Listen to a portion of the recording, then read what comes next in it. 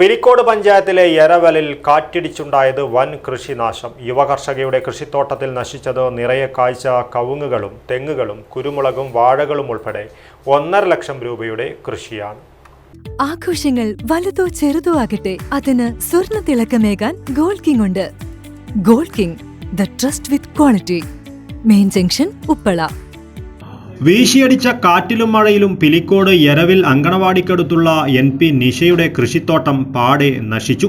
40-ലധികം കവുങ്ങുകൾ, നിരവധി കുരുമുളക് ചെടികൾ, നേന്ത്രവാഴകൾ, ജാതിക്ക, തേക്ക്, പ്ലാവ്, മാവ്, തെങ്ങുകൾ തുടങ്ങി 1 ഏക്കറോളം സ്ഥലത്തെ കൃഷി പൂർണ്ണമായും നശിച്ചു.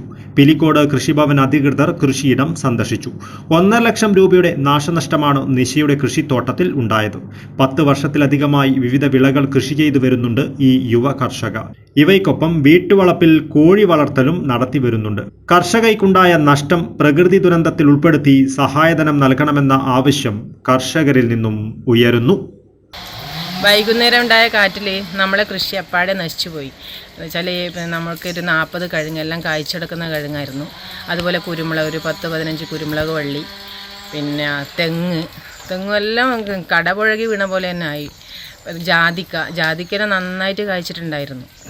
പ്ലാവ്, മാവ്, വാഴ ഒട്ടുമിക്ക വാഴയും പോയി. നേന്ത്രവാഴ ഉണ്ടായിരുന്നു, എല്ലാം പോയിട്ടുള്ളത്. ആകെ കൃഷിയെ നശിച്ചു പോയ ഒരു കണ്ടീഷനിലാണ് ഉള്ളത് ഇപ്പോൾ.